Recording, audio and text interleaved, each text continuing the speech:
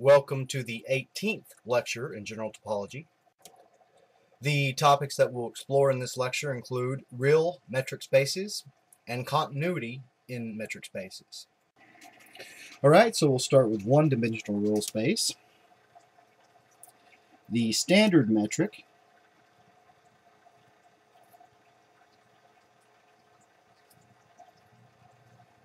on one-dimensional real space is the function D, mapping ordered pairs of real numbers into non-negative real numbers, defined by d of xy is the absolute value of the difference of x and y, and the topology it induces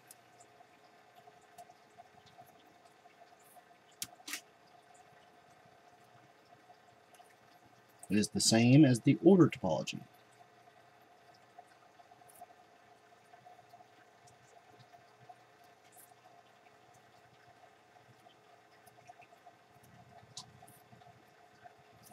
Alright, so we'll prove that it is a metric and that it is a metric that induces the order topology.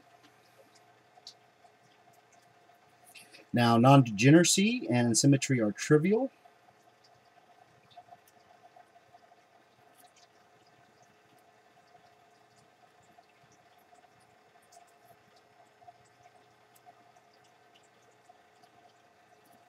We will show that the metric D, or that the function D, satisfies the triangle inequality.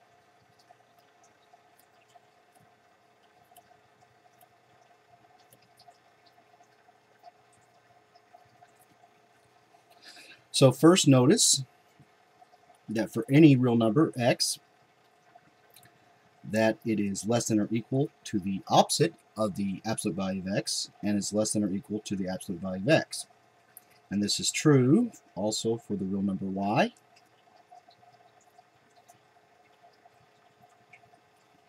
So if we now take the sum of these two inequalities, we have that the opposite of the sum of the absolute value of x and the absolute value of y is less than or equal to the sum of x and y, which is less than or equal to the sum of the absolute value of x and the absolute value of y. So using the properties of absolute values, we have that the absolute value of the sum of x and y is less than or equal to the sum of the absolute value of x and the absolute value of y. And so the absolute value of x minus y is the same as the absolute value of x minus z plus z minus y, which is less than or equal to the absolute value of x minus z plus the absolute value of z minus y. That is d of xy is less than or equal to the sum of d of xz with d of zy. So the function D satisfies the three properties of a metric, and so is a metric on one-dimensional real space. So it remains to show that this metric induces the order topology on one-dimensional real space. So first we look at an open ball centered at the point x with radius epsilon in the metric D. This is the set of all real numbers y, such that the distance between x and y in the metric D is less than epsilon. And so we have that absolute value of x minus the absolute value of x minus y is less than epsilon, or the difference of x and y is between negative epsilon and epsilon. And so we have negative x minus epsilon is less than negative y, which is less than negative x plus epsilon. If we now divide through by negative 1, it changes the sign of the inequality, and so we have that x minus epsilon is less than y, which is less than x plus epsilon. That is, the open ball centered at x with radius epsilon in the metric D is an open interval. And so every open ball in the metric topology is open in the order topology. And conversely, every open interval, AB, is an open ball centered at the point x with radius epsilon, where the point x is b plus a over 2, and epsilon is b minus a over 2. And so we have that the metric D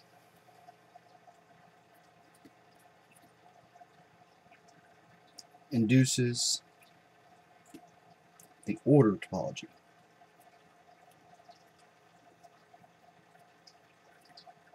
On one-dimensional real space. Alright, so as a corollary of the last theorem that we proved in lecture 17, let rho of xy be the minimum of the absolute value of the difference of x and y, and 1. Then this rho is the standard bounded metric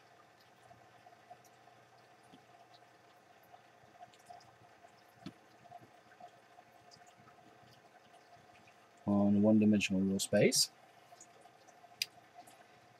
So if we have 2 points x and y in the countable product space, then define function D to be the supremum of the ratio of rho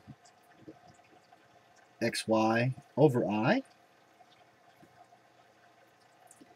Then this function D is a metric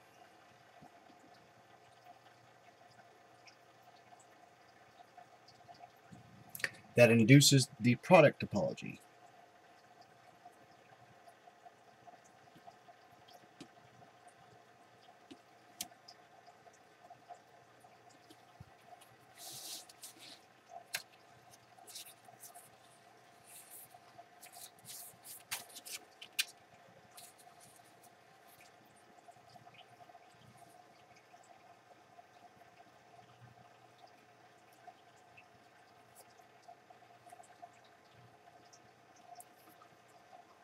On the countable product of real spaces.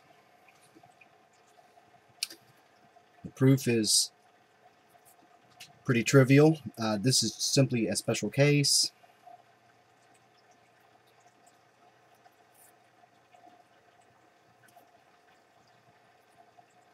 of the previous theorem.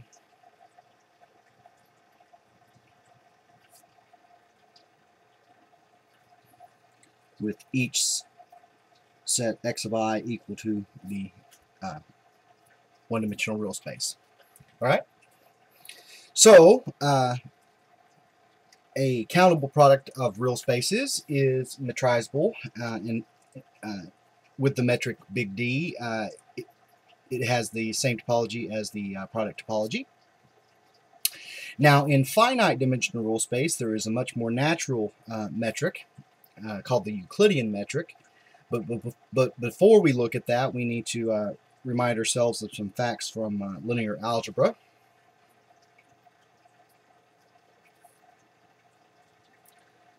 Let the points x and y, or the vectors x and y, be in finite dimensional real space. Recall the norm of a vector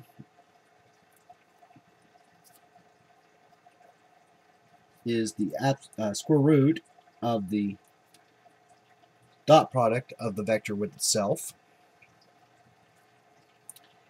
and the absolute value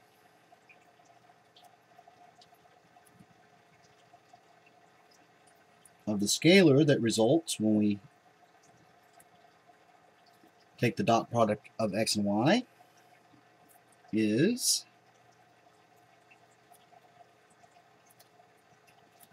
the square root of the square of the dot product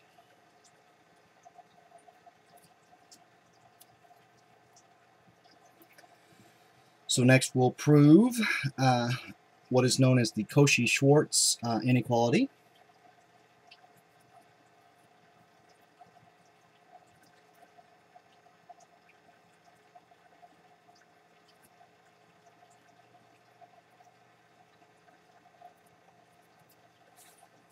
And that is for every pair of vectors or points x, y in finite dimensional real space with dimension n. The absolute value of the dot product of x and y is less than or equal to the product of the norm of x with the norm of y. Right?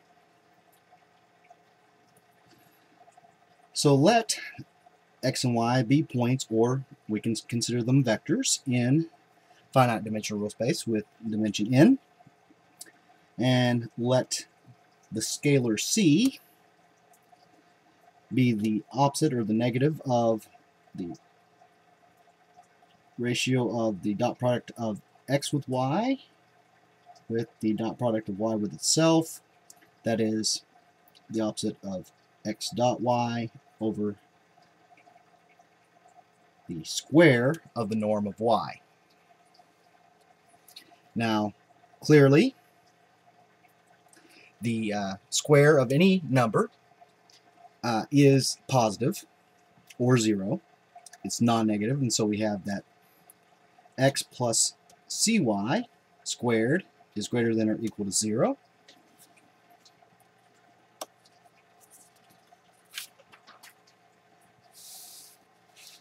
Further,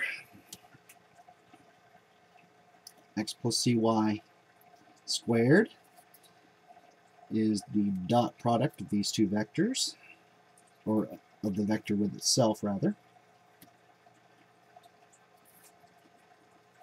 And so this is x dot x plus 2c times x dot y plus c squared y dot y.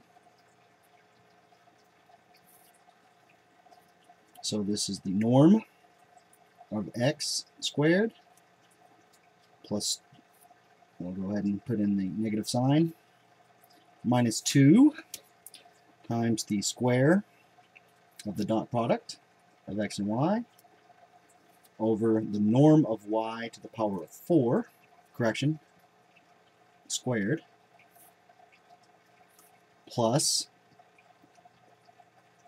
again, the dot product of x and y squared over the norm of y to the power of 4 times the norm of y squared. And so this is the norm of x squared minus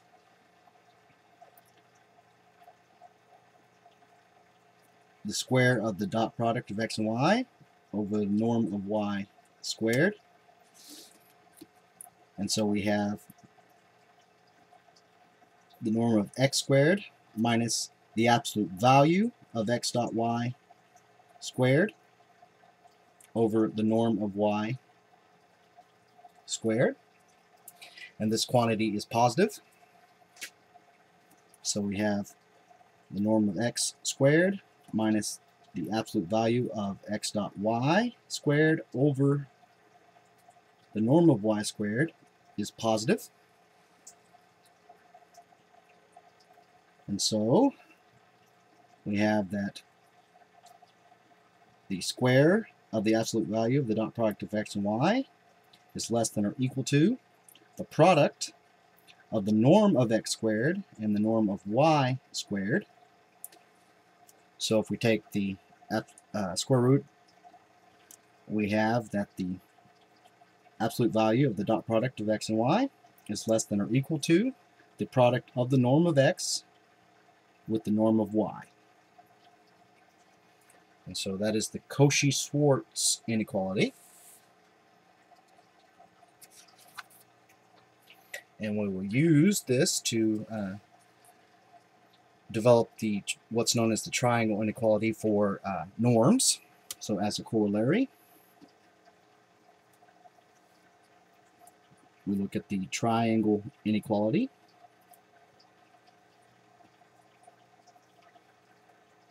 For norms. And we state it this way: for every 2 points x and y in finite dimensional real space, the norm of the sum of 2 points or 2 vectors is less than or equal to the sum of the norm of those vectors.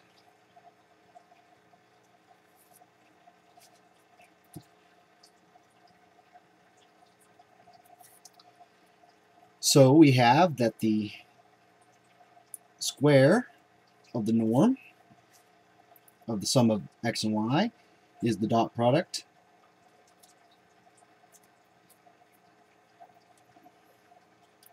of the sum of the x and y with itself. And so this is x dot x plus 2 times x dot y plus y dot y. And this is the norm of x squared plus the norm of y squared plus 2 times the dot product of x and y.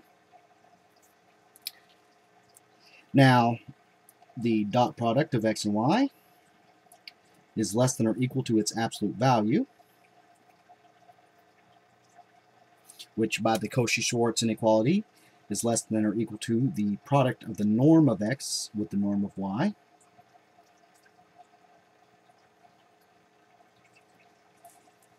And so we have that the square of the norm of x and y, of the sum x and y, is less than or equal to norm of x squared plus the norm of y squared plus 2 times the norm of x times the norm of y. That is the norm of the sum of x and y squared is less than or equal to the square of the sum of the norm of x and the norm of y. So taking the square root on both sides, we have that the norm of the sum of x and y is less than or equal to the sum of the norms of x and y. All right, so now we're ready to look at the Euclidean metric on finite dimensional real space.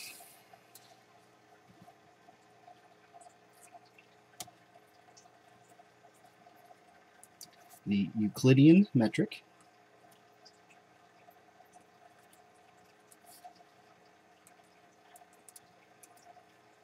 on finite dimensional real space is given by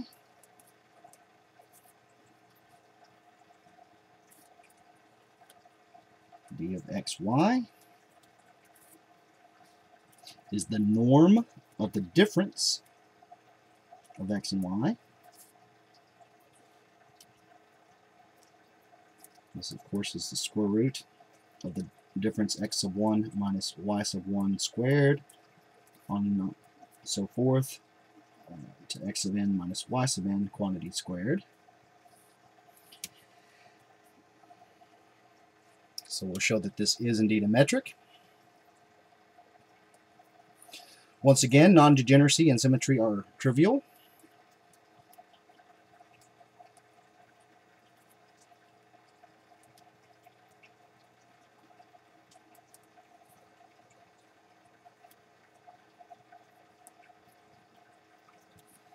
We will show that this metric d, or this function d, satisfies the triangle inequality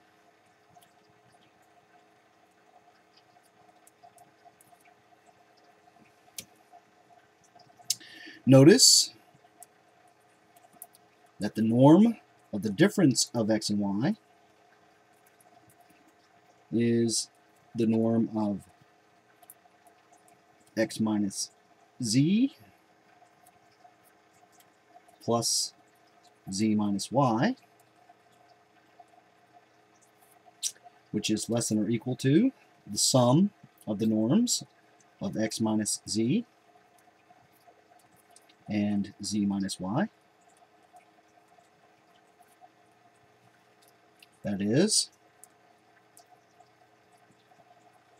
d of xy is less than or equal to the sum of d of xz plus d of zy. So the function d does in fact satisfy all three properties of a metric, and so is a metric on finite dimensional real space. Now often, just a little remark on notation, the Euclidean metric is usually indicated with a subscript 2, using either the symbol d or little l, and this will be more clear later.